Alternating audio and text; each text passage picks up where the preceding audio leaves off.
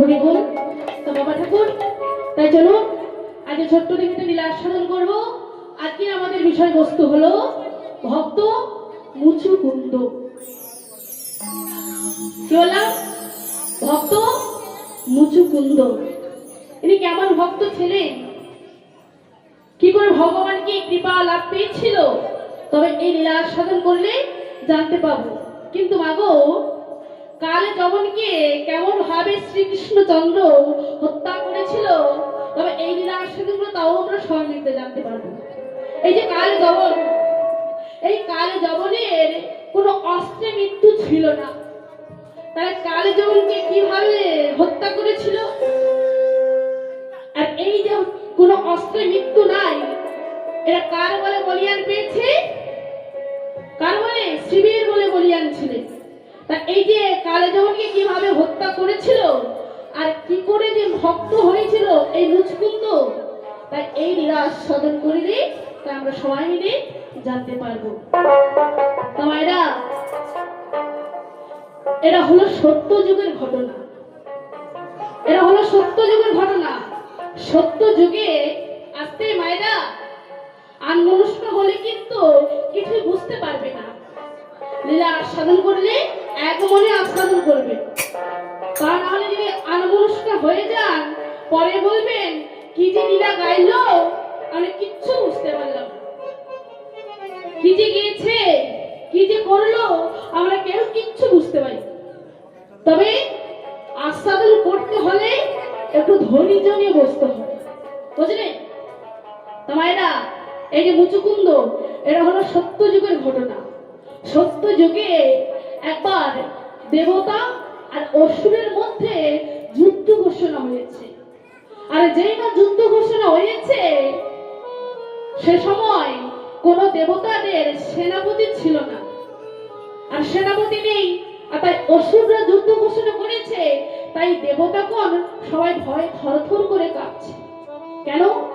যে আমাদের তো কোনো সেনাপতি নেই, তবে এই যুদ্ধে আমরা কেমন করে জয়লাভ করব, কি করে আমাদের সিংহাসন ফিরে পাবো? কেন ওই অসুরও তো যুদ্ধ ঘোষণা করেছে। তাই মায়েরা, তাই কি করলে না, তারা কি করবে না করবে কিছু খুঁজে পাচ্ছে না। আর তাদের সামনে উপস্থিত হলেন সকল দেবগুরু। দেবগুরুকে শুক্রাচার্য,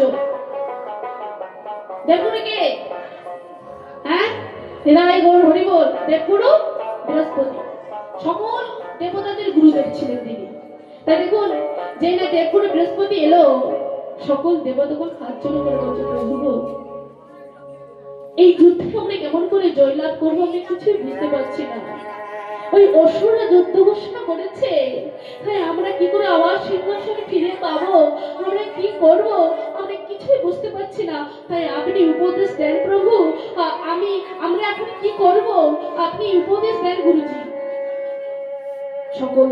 সকল দেবতাদের গুরুদেব বললেন, দেবগুরু বৃহস্পতি বললেন, তবে কাজ করো, যুদ্ধ যখন ঘোষণা হয়েছে, তোমরা কিছু যখন খুঁজে পাচ্ছ না, তবে তোমাদের এই বিপদ থেকে একজনই রক্ষা করতে পারে। তিনি কে? তিনি হলেন শ্রী হরি নারায়ণ। যাও শীঘ্র করে তোমরা শ্রী হরি নারায়ণের শরণাপন্ন হও, তোমাদের শ্রী হরি নারায়ণই পারে এই বিপদ থেকে রক্ষা করতে। তাই যেই না গুরুজি অনুমতি প্রদান করলেন, তাই সকল দেবতাগণ কি করলেন?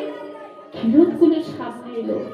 আর ক্ষীরোদকুলের সামনে এসে সকল দেবতাগণ হাত জোড়ো করে নারায়ণ স্তুতি করতে শুরু করলেন। তাই মায়েরা সবাই মিলে হাত জোড়ো করুন, আমরা শ্রীহরি নারায়ণকে, শ্রীহরি নারায়ণের স্তুতি গান করবো। তাই চলুন সবাই মিলে হাত জোড়ো করি। নমো নারায়ণ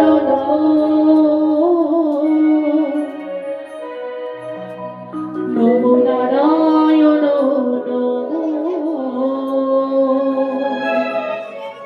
নমো নারায়ণ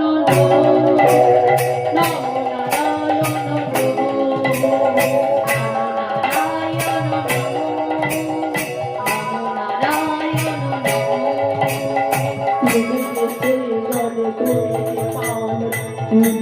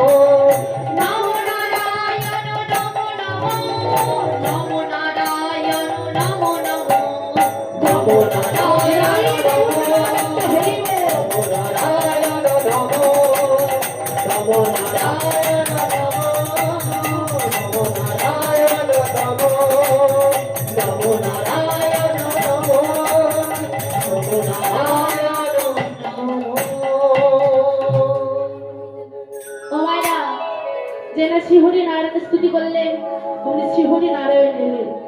আর শ্রীহরি নারায়ণ এসে বললেন, হে ভক্ত, তুমি কেন আমাদেরকে ডেকেছো? কেন কেন আমার শরণাপন্ন কেন হয়েছে বলো? তোমরা কিসের জন্য আমাকে ডেকেছো? বলেছে সকল দেবতাগুলো হাত জোড়া করে বললেন, প্রভু গো, প্রভু, আমাদের যে বড় বিপদ, আমরা এই বিপদ থেকে কি করে জয়লাভ হবো আমরা কিছু খুঁজে পাচ্ছি না। কেন জানেন প্রভু? আস্তে আস্তে মায়েরা, কথা বলবেন না। হাত জোড়া করে বললেন, প্রভু আমাদের যে বড় বিপদ, আমরা এই বিপদ থেকে কি করে রক্ষা পাবো আমরা কিছুই বুঝতে পারছি না, তাই আপনার শরণে হয়েছি প্রভু।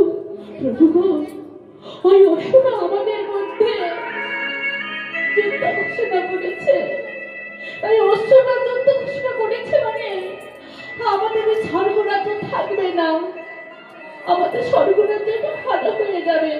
তবে আপনি বলে দিন, আমরা সকল দেবতাগণ যদি স্বর্গহারা হয়ে যায় তাহলে আমরা থাকবো কোথায়? তাই প্রভু গো, তাই আপনি উপদেশ দেন, আমরা এখন কি করব? কি করলে আমরা যুদ্ধে জয়লাভ করব? কি করে আমরা এখন যুদ্ধ জয়লাভ করব?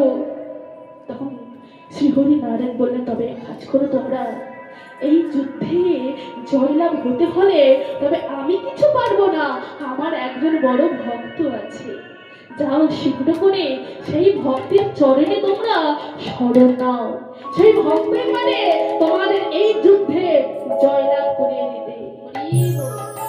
সেই ভক্তকে যারা বাবার নাম ছিল রাজা মানধাতা, আর ওই মানধাতার পুত্র ছিলেন মুচুকুন্দ। যেমনি বুদ্ধিমান তেমনি বলবান এই মুচুকুন্দ, যাও এই মুচুকুন্দকে যদি তোমাদের সেনাপতি হিসাবে রাখতে পারো তাহলে তোমরা জয়লাভ করতে পারবে। ভগবান অনুমতি প্রদান করলেন, তাই সকল দেবতারা আনন্দিত মনে তারা স্বর্গ থেকে এলেন কোথায়? মর্তলোকে। আর মর্তলোকে এসে মুচুকুন্দের বাড়ির সামনে ডাকছে, মুচুকুন্দ, ও মুচুকুন্দ, বাড়িতে আছো মুচুকুন্দ? আরে যেই না ডেকেছে অমনি মুচুকুন্দ এসে বললেন, আহারে আমার কি সৌভাগ্য, আমার কি সৌভাগ্য, আপনারা সকলে দেবতাগণ আজ আমার বাড়ির সামনে এলেন। সকল দেবতাগণ বললেন, ও মুচুকুন্দ, আমরা বড় অসহায় হয়ে এসেছি তোমার কাছে। মুচুকুন্দ, তুমি যদি আমাদের হয়ে যুদ্ধ করো, তুমি যদি আমাদের হয়ে সেনাপতি হয়ে থাকতে পারো, কেন জানো মুচুকুন্দ, ওই অসুররা আমাদের বিরুদ্ধে যুদ্ধ ঘোষণা করেছে, তাই আমরা কি করব কিছুই খুঁজে পাচ্ছি না। চলো মুচুকুন্দ, তুমি আমাদের হয়ে যুদ্ধ করবে, চলো। আমাদেরকে কে পাঠিয়েছে জানো? আমাদেরকে শ্রীহরি নারায়ণ পাঠিয়েছে, তাই তুমি আর দেরি করো না, তুমি তোরা করে আমাদের সঙ্গে চলো। যেই না শুনেছে শ্রীহরি নারায়ণ, শ্রীহরি নারায়ণ আমার প্রভু গোবিন্দ, আমি দেরি করতে চাই না, চলো আমি আপনাদের সঙ্গে যুদ্ধ করতে যাব।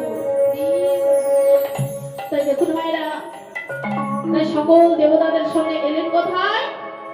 স্বর্গলোকে। আর স্বর্গ লোকে এসে ওই দেবতাদের সেনাপতি হিসাবে থাকলেন আর অনেক হাজার হাজার বছর ধরে যুদ্ধ করলেন। তারা এদিকে যুদ্ধ করছে আর এদিকে হলো কি, মহাদেবের বড় পুত্র কে বলুন তো? মহাদেবের বড় পুত্র কে জানা আছে?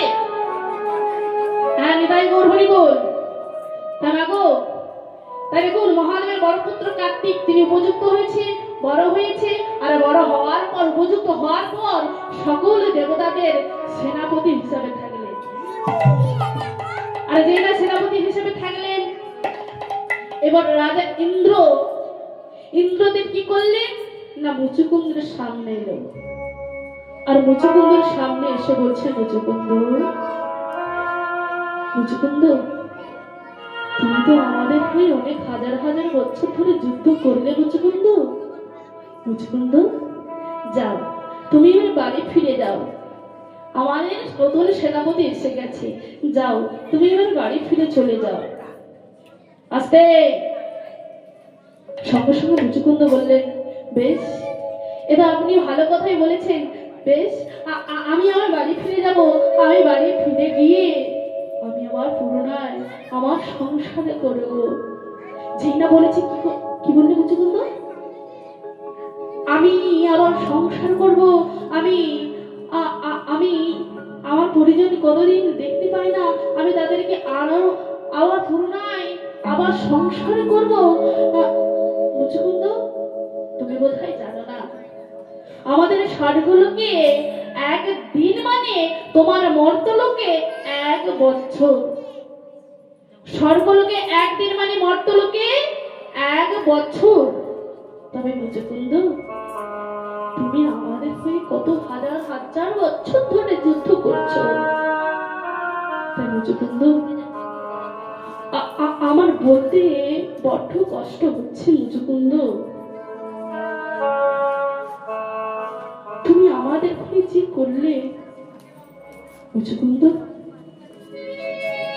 তুমি যাদেরকে নিয়ে স্বপ্নগুলো দেখছো মুচুকুন্দ, তুমি যাদেরকে নিয়ে আশা করেছো মুচুকুন্দ, তুমি যাদেরকে নিয়ে সুখের স্বপ্ন দেখছো মুচুকুন্দ, আমার বড্ড কষ্ট হচ্ছে মুচুকুন্দ, আমার বড্ড কষ্ট হচ্ছে। তুমি যাদেরকে নিয়ে স্বপ্ন দেখছো, তোমার বাবা, তোমার মা, তোমার স্ত্রী, তোমার পুত্র, তারা যে তোমায় ছেড়ে একে একে তারা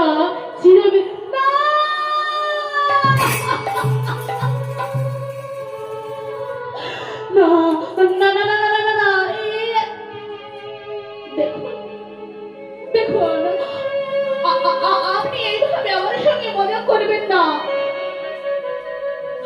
আমার এইগুলো শুনলে আমার বড্ড কষ্ট হচ্ছে। আপনি এইভাবে বলবেন না, আপনি এইভাবে আমার সঙ্গে মজা করবেন না। ইন্দ্রদেব বললেন, মুচুকুন্দ, আমার বড্ড কষ্ট হচ্ছে মুচুকুন্দ, আমার বড্ড কষ্ট হচ্ছে তোমাকে এই কথাগুলো জানাবার জন্য। তোর নামটি অপরিজনে জড়াচ্ছে মুচুকুন্দ, তারা যে তোমার একে একে ছেড়ে তারা চিরবিদায় নিয়েছে।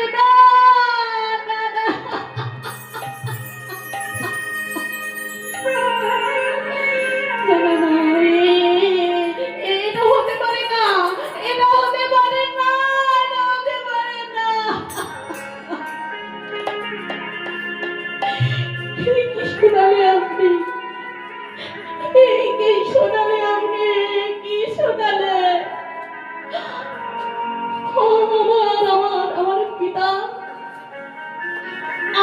পিতা আমায় চিরবিদায় নিয়ে চলে গেল, কি করে সম্ভব হলো? আমার গর্ভধারিণী মা, আমার গর্ভধারিণী মা আমায় ছেড়ে চলে যেতে পারলো। আমার মা আমায় ছেড়ে চলে যেতে পারলো।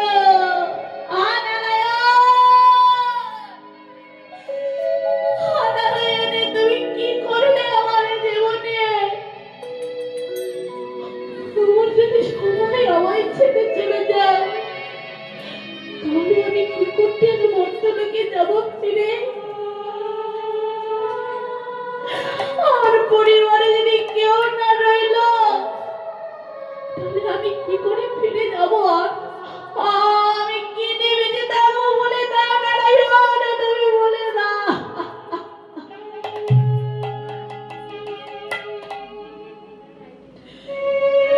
যখন নারায়ণ বলে আজ মুচুকুন্দ কাঁদছে, মাগো তবে একটা কথা বলি, ভগবান দুটো জিনিসকে বড্ড ভয় পায়, কি জানে?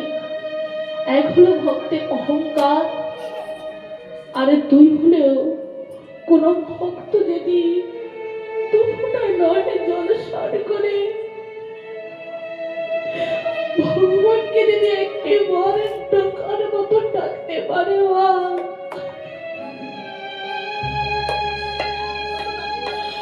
কোন পবিত্র ভক্ত যদি দুফোঁটা নয়নে জল সার করে তাকে যদি একটি বার ডাকার মতন ডাকতে পারে, মাগো এই মন্দিরে আর ভগবান থাকে না, ওই মন্দির থেকে ভক্তের হৃদয় মন্দিরে তিনি বিরাজ করে। তাই দেখুন মায়েরা, আজ মুচুকুন্দ যখন নয়ন জল সারে করে ভগবানকে স্মরণ করলেন, ভগবান আর তিনি বৈকুণ্ঠ ধামে থাকতে পারলেন না, আর তিনি বৈকুণ্ঠ ধামে থাকতে পারলেন না। তিনি কি করছেন? তিনি স্বর্গ থেকে আসছে কোথায়? মুচুকুন্দের কাছে। ও বৈকুণ্ঠ হতে হরি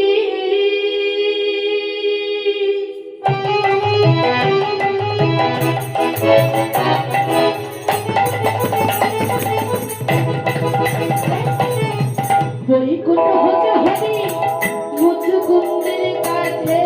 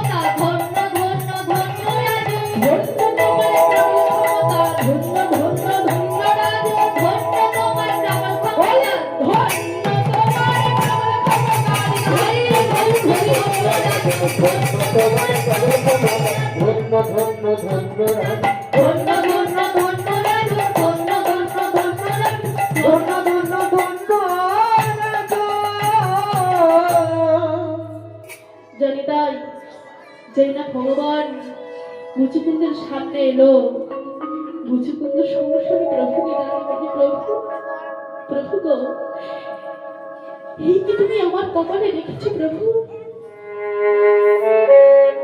তুমি আমায় সর্বহারা করে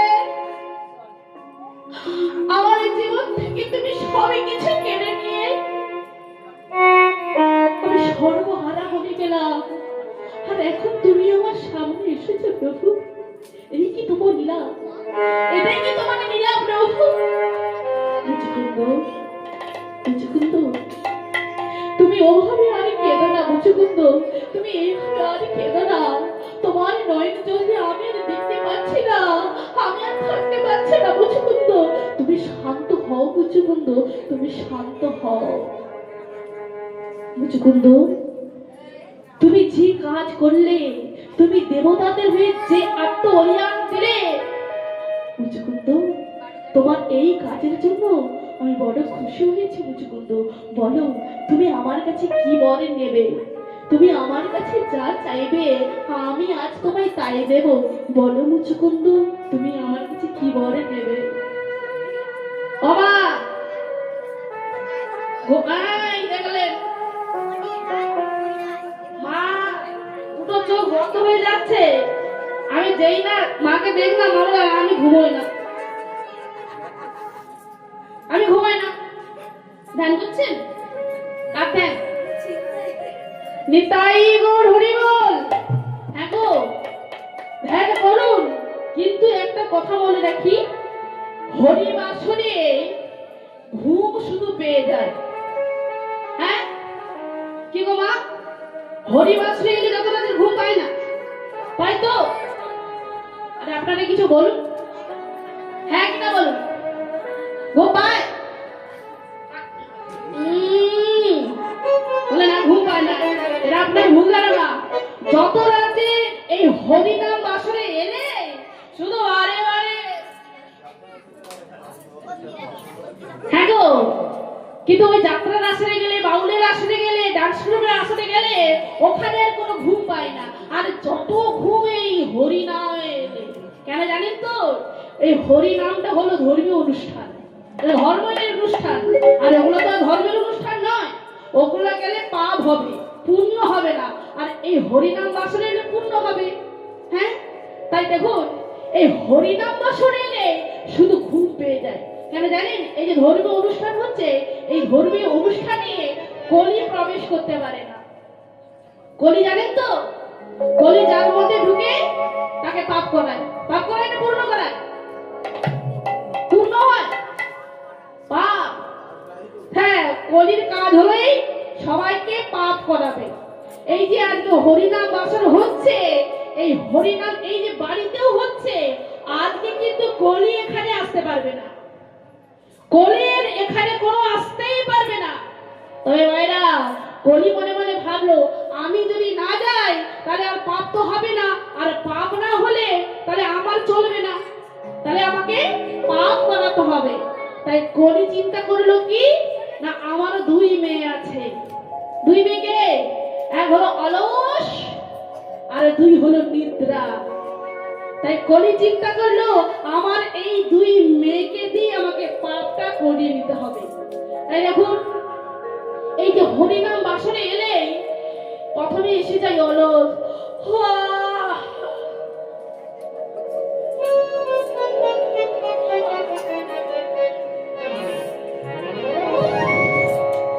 আর ভালো লাগছে না, কখন যে বাড়ি যাবো। এটা হলো 1 নম্বর, এটা 1 নম্বর। এবার 2 নম্বর। হ্যাঁ, এই কীর্তন শুনতে শুনতে শুধু বারে বারে